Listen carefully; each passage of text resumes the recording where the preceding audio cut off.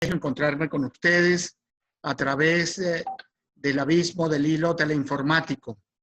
He preparado una conferencia para esta oportunidad titulada Supuestos irreales en los procesos de investigación científica. Y voy a explicar esto rápidamente y en términos teóricos, pues ustedes saben que yo soy un teórico y me muevo en el campo de la teoría, pero no pasará inadvertido para ustedes que no hay nada más práctico que una buena teoría. No me pasa el video. Okay. Bien, y voy a iniciar con un texto de Basarán Nicolescu que aparece en el documento La Transdisciplinarité Manifeste, y dice así: tanto la grandeza como la decadencia del cientificismo derivan de la obsesión por las ideas de ley y orden. Por eso, en la transdisciplinariedad concurren tres elementos de la misma densidad, diferentes niveles de realidad, la complejidad y la lógica del tercer incluido.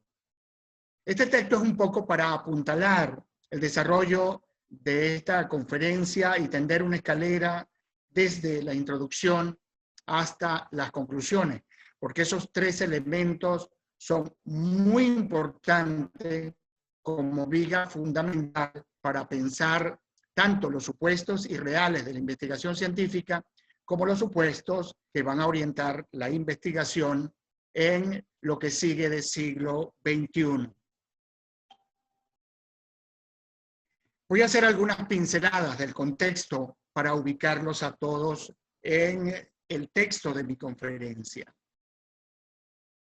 La ciencia, como todos ustedes saben, vive momentos de incertidumbre.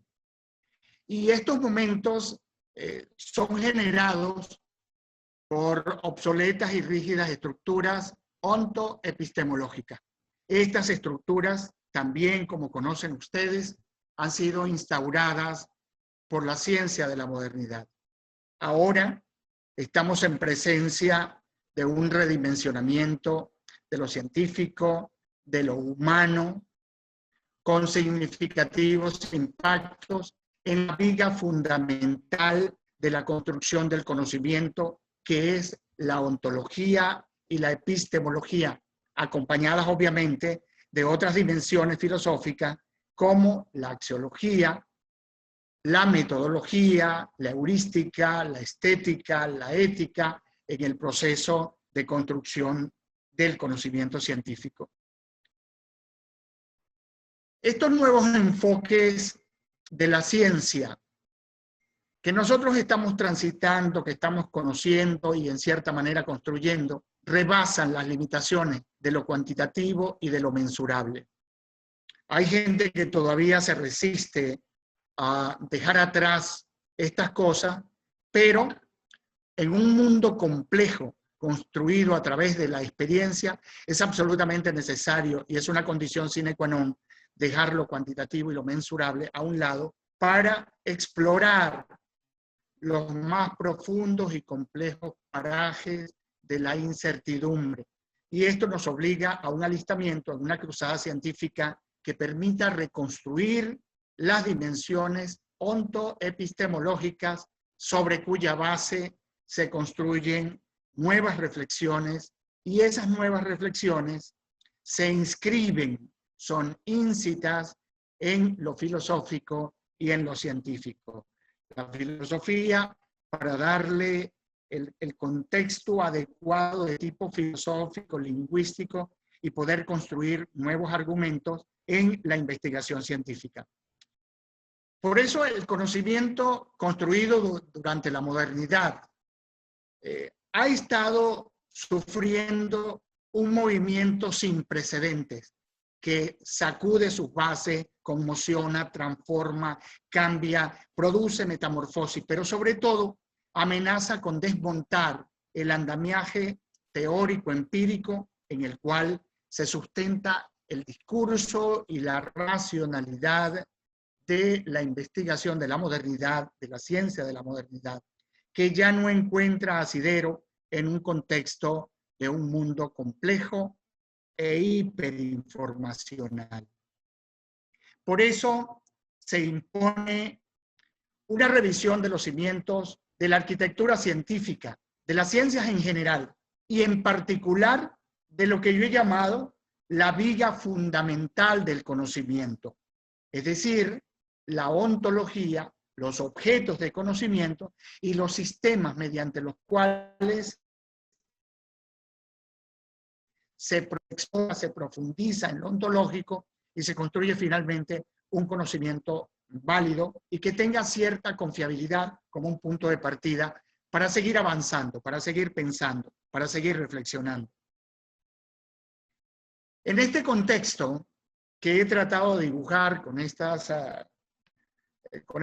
ideas, yo propongo como elementos de reflexión para el análisis de procesos de investigación y de construcción de una nueva narratividad teórico-científica que integre los aspectos primordiales de teorías y posturas epistémicas, tanto de la modernidad como de la posmodernidad, para la comprensión e interpretación de fenómenos complejos que conforman la realidad, el examen de supuestos irreales, comenzar por allí, comenzar con ese de poner en duda los supuestos que han dirigido, que han orientado la investigación científica secularmente y hasta ahora, porque muchos de nosotros todavía pensamos de esta forma, de una forma basada en supuestos que no son reales, son irreales.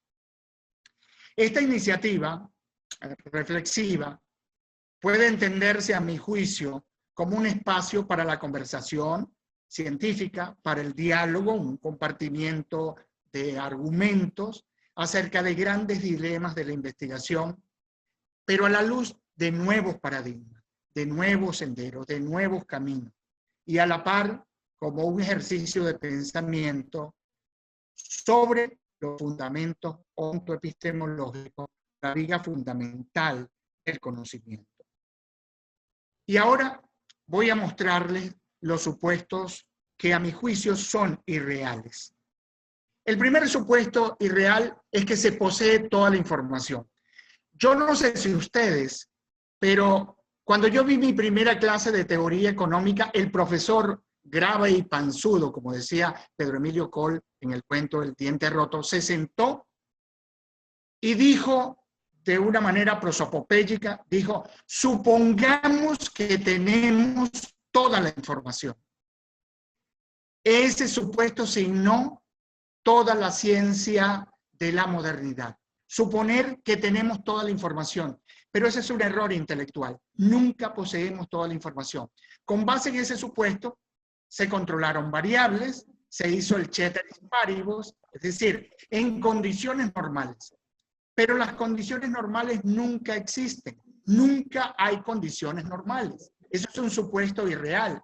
¿Y por qué esto de suponer que se posee toda la información es un supuesto irreal? En primer lugar, por el gran volumen de información.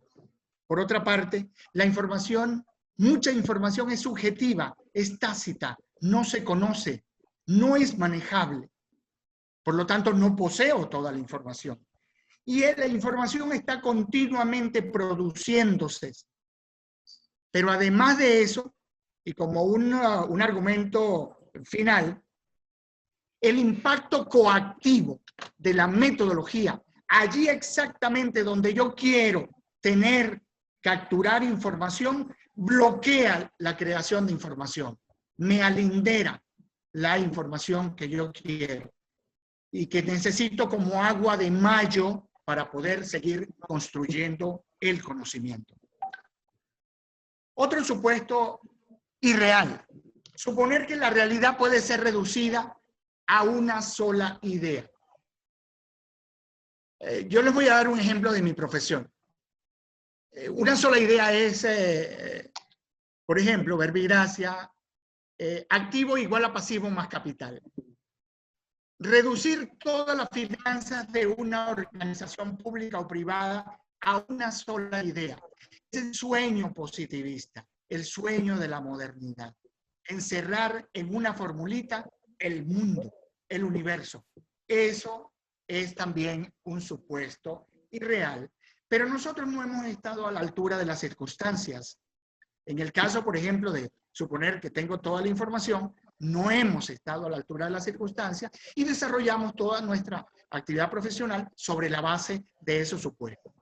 Fíjense en este caso, se considera que todo lo tangible, lo mensurable y la lógica formal nos lleva a la aprehensión de toda la realidad, como si la realidad fuera aprehensible solo a través de una lógica limitada y de aquellas cosas que son absolutamente tangibles o medibles.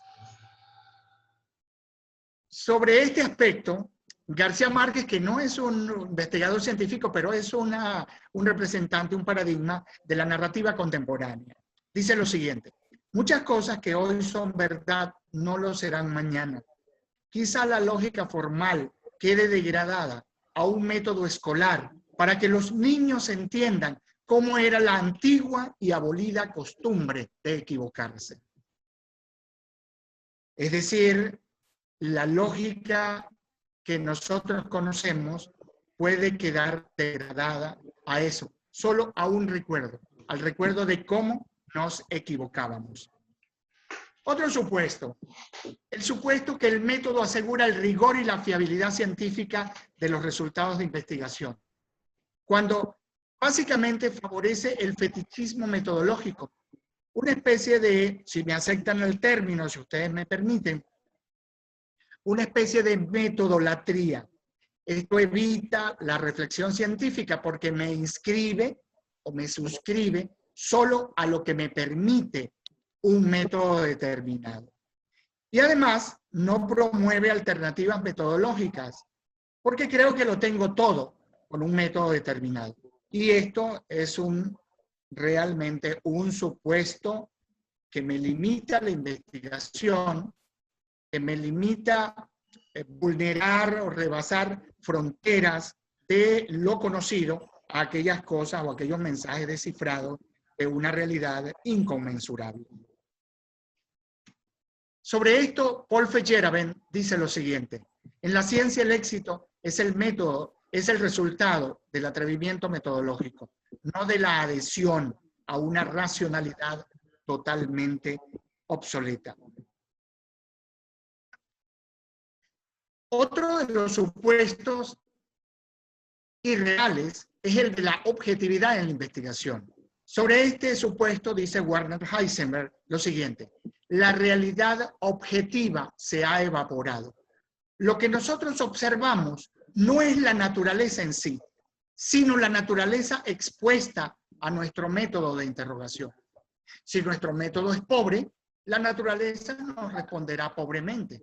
Si nuestro método, nuestras preguntas del método son simples, son baladíes, nos responderá la naturaleza y la realidad de una forma muy simple.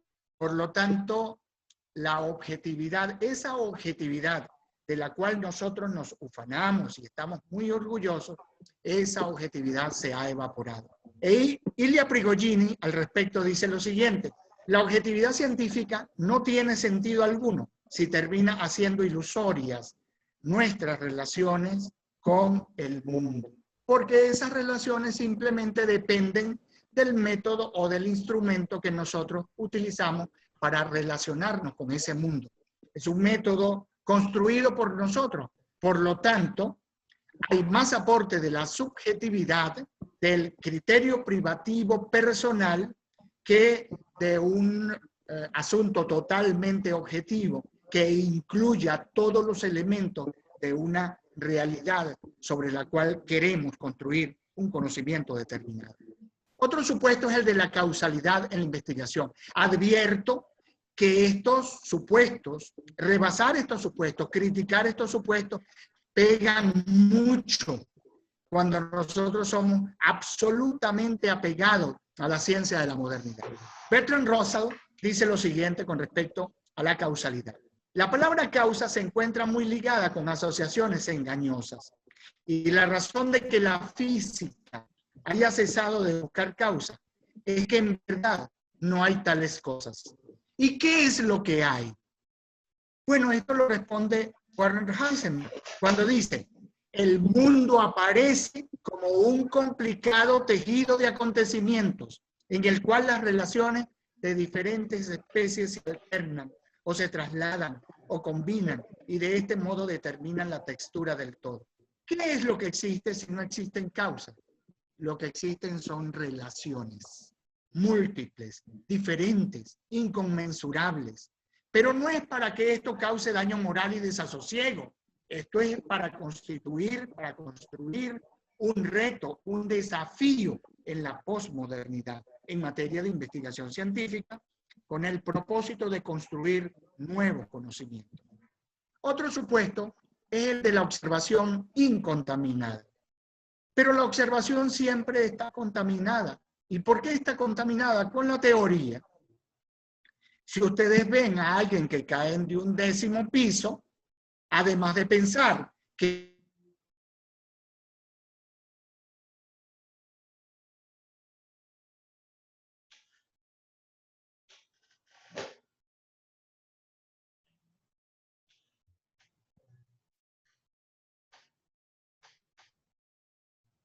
Creo que el doctor Sa se quedó sin internet. Ahí está, doctor. ¿Me escucha? Sí. Sí, voy a compartir nuevamente la pantalla. Bien, estoy nuevamente en la información.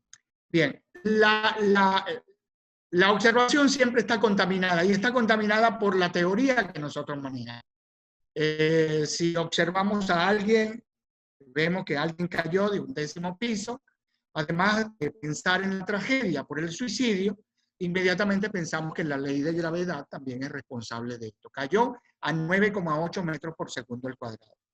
Y si nos da mucho sueño, queremos acostarnos porque nuestra hemoglobina está muy baja, igualmente nuestro cuerpo está buscando la manera de que el sistema circulatorio envíe sangre al cerebro y no vencer la ley de gravedad de 9,8 metros por segundo al cuadrado, sino que de manera horizontal es más fácil llevar sangre al cerebro. Y por eso queremos acostarnos, queremos estar de manera horizontal para que se restablezca ese flujo.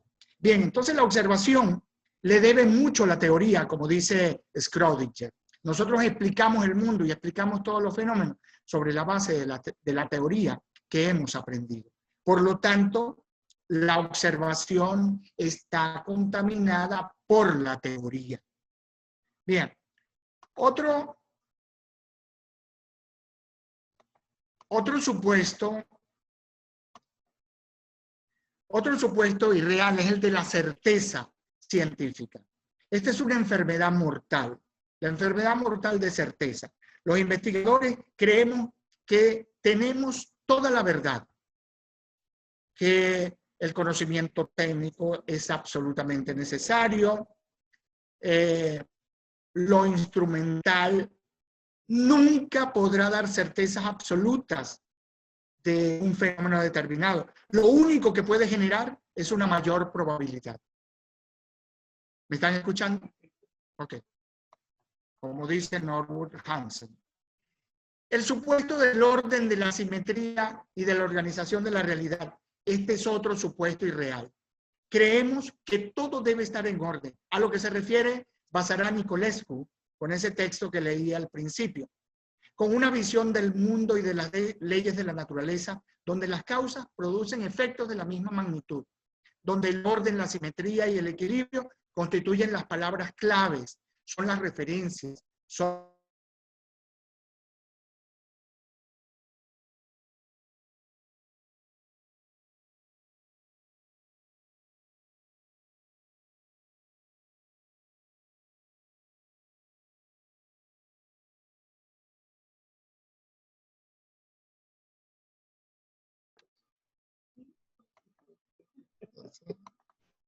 es el internet. Disculpen ustedes, nos está interrumpiendo el internet. ¿Me están escuchando, verdad? Bien, hay una organización premeditada de la acción.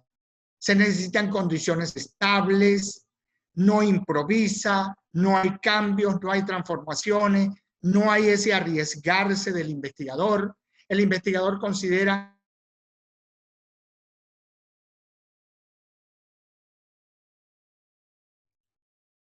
Ya nos va a tocar pasar a al segundo link que lo tienen allí en el chat para que por favor nos unamos en lo que podamos. Ok. Listo, doctor. ¿Me están escuchando nuevamente? Ok. Bien. Otro supuesto irreal es el supuesto de lo determinado en la investigación. Edgar Morin señala lo siguiente al respecto. No planteo el pensamiento complejo como una receta para conocer lo inesperado, sino para hacer al individuo prudente ante la trivialidad de los asuntos predeterminados. Ustedes han sido tutores, asesores o profesores de metodología de la investigación. Y con lo primero que se enfrentan es la construcción de objetivos. Eso es una predeterminación de unos resultados. Para Edgar Morin y para la investigación bajo transcomplejidad, esto es una ingenuidad. Estamos predeterminando resultados. Por eso Edgar Morin dice que a través del pensamiento complejo quiere hacer que el individuo, que el investigador, sea prudente ante la trivialidad de asuntos predeterminados. El supuesto de la inocuidad del mundo fenomenal. Señores, nada es inocuo. Todo nos afecta. Las cosas existen en virtud de sus relaciones mutuamente consistentes, como dice Geoffrey Chu en el Bootstrap. El mundo es una malla entramada e infinita de relaciones. No hay nada que no nos afecte. Una mirada, una palabra, la lluvia, las noticias, la pandemia, la cuarentena, todo nos afecta. No hay nada inocuo. En consecuencia, nosotros estamos en un mundo donde no podemos ejercer el ceteris paribus, o sea, en condiciones normales, para hacer investigación donde todo sea controlable. Lo que realmente existe son cosas que no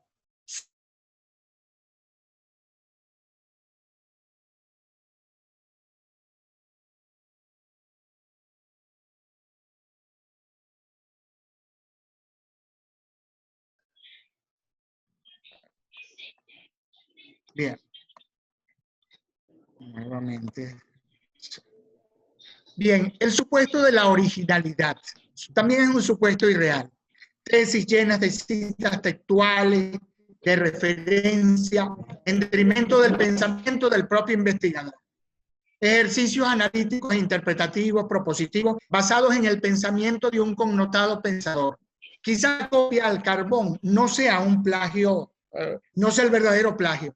El verdadero plagio está en copiar el pensamiento de alguien, copiar las ideas de alguien y supeditarnos a ellos. Entonces, este es un supuesto irreal, el de la originalidad. Esto, por supuesto, hay que explicarlo un poco más detalladamente, pero luego tendremos tiempo de conversar sobre este asunto. El supuesto de la independencia mental y de criterio. La independencia plena es imposible, porque para ser totalmente independiente habría que ser autosuficiente, y nadie lo es. Nadie puede prescindir de los demás y de las relaciones con su entorno. Por lo tanto, la independencia mental y de criterio para construir conocimiento es un supuesto irreal. La definición como referente y fundamento de la teoría científica. Ustedes recuerdan que nuestros profesores nos decían, ¿de qué definición estás partiendo? ¿Cuál es tu definición sobre tal cosa? Defíneme tal tópico. Entonces la definición se convierte en una especie de pedestal de la investigación científica. Pero la investigación la definición crea fronteras, linderos, demarcación, un dominio determinado del conocimiento. Por lo tanto, la definición limita la construcción del conocimiento. Definir en latín es crear límites al conocimiento. Y el supuesto del lenguaje propio, abarcante e ilimitado. La investigación científica de la modernidad es un conjunto, una madeja de fórmulas y de ideas, y donde se supone que hay un lenguaje propio. Y el investigador se expresa desde un lugar y con un lenguaje aséptico e incontaminado. Al respecto, dice Ludwig Wittgenstein lo siguiente: los límites de mi mundo, que esta es una frase muy polémica, los límites de mi mundo son los límites de mi lenguaje. Cuando mi lenguaje es limitado, es pequeño, mi mundo será pequeño. El mundo no rebasa las fronteras, sino de lo que digo, hasta donde yo puedo abarcar con un lenguaje reducido. Pero el mismo Wittgenstein dice lo siguiente: de lo que no se puede hablar es mejor callar. Lo más importante de mi obra no es lo que digo, sino lo que callo. Estas palabras rimbombantes, que parecen rimbombantes, grandilocuentes, prosopopéyicas, de resemantización, resignificación. No es exactamente así. Lo que estamos explorando son nuevos significados, pero teniendo en cuenta que esos nuevos significados tienen también nuevos contextos. La palabra logos, por ejemplo, tiene al menos 8 significados en griego: narración, argumento, discurso, palabra, cuento, etc. Por lo tanto, es necesario que en un proceso de resignificación o de resemantización se tenga en cuenta que hay un aporte de la filología, hay un aporte de la filosofía del lenguaje y también de la etimología como dimensión de la filosofía de la ciencia. Y para terminar, esto es una carrera con estos supuestos irreales. Después tendremos tiempo para compartir con las preguntas de este auditorium virtual. Quiero decirles, para terminar, que en un proceso de investigación científica, el mayor riesgo que tiene un investigador son las debilidades desconocidas. Cuando desconocemos nuestras debilidades, creemos que poseemos toda la verdad. Y nos ufanamos en esas mismas debilidades, construimos nuestros propios errores. Ahora bien, quisiera decirles también que Tomás Alva Edison, cuando vio con su hijo quemarse su laboratorio, lo contempló y el hijo, preocupadísimo, le dijo: papá, se nos han ido 30 años de trabajo.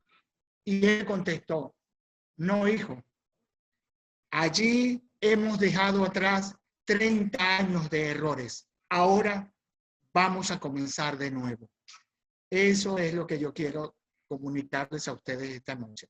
Vamos a comenzar de nuevo, desmontando esos supuestos que han signado la ciencia de la modernidad. Buenas noches y en el próximo espacio tendremos una conversación. Yo espero que me hayan escuchado.